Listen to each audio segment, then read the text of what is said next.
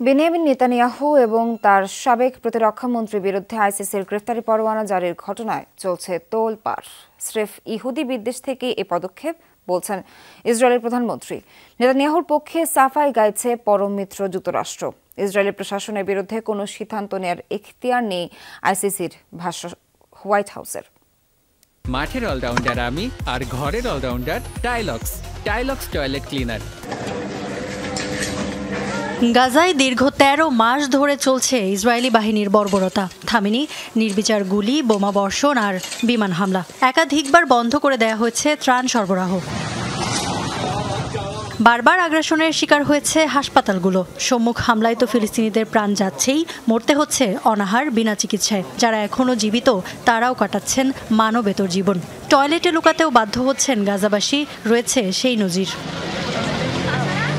দেরিতে হলেও অমানবিক আচরণের বিরুদ্ধে পদক্ষেপ নিল আন্তর্জাতিক অপরাধ আদালত। নেতানিয়াহু আর তার সাবেক প্রতিরক্ষামন্ত্রী ইয়োভ গ্যালান্টের বিরুদ্ধে জারি করল গ্রেফতারি পরোয়ানা। যদিও আদালতের এ পদক্ষেপকে ইহুদি বিদ্বেষ আখ্যা দিয়েছেন ইসরায়েলি প্রধানমন্ত্রী। এটা স্রেফ ইহুদি বিদ্বেষ, উদ্দেশ্য একটাই, ইসরায়েলকে থামানো। বিশ্বের ইতিহাসে এটা কালো অধ্যায় হয়ে থাকবে। যারা ইহুদিদের ধ্বংস করতে চায় তাদের প্রতিহত করায় যুদ্ধাপরাধীর তকমা দেওয়া হলো। কিন্তু যাই হোক না কেন, আমরা থামবো না। আত্মরক্ষায় যে কোনো কিছু করতে প্রস্তুত ইসরায়েল।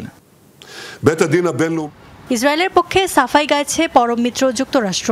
আইসিসির পদক্ষেপ নেওয়ার এখতিয়ার নেই, দাবি হোয়াইট হাউসের। পরিস্থিতি মোকাবেলায় তেল আবিবের পাশে থাকবে ওয়াশিংটন, বিবৃতিতে জানিয়েছেন প্রেসিডেন্ট জো বাইডেন।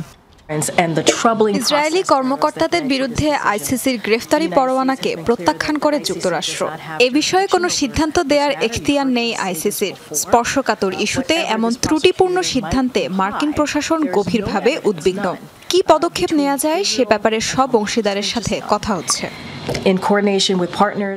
চলতি বছরই যুদ্ধাপরাধের অভিযোগে আন্তর্জাতিক অপরাধ আদালতে ইসরায়েলি প্রধানমন্ত্রী বেনিয়ামিন নেতানিয়াহু এবং প্রতিরক্ষা মন্ত্রীকে গ্রেফতারের আবেদন করেন আইসিসির প্রধান কৌঁসুলি করিম খান। মূলত সেই আবেদনের ভিত্তিতেই জারি হলো পরোয়ানা।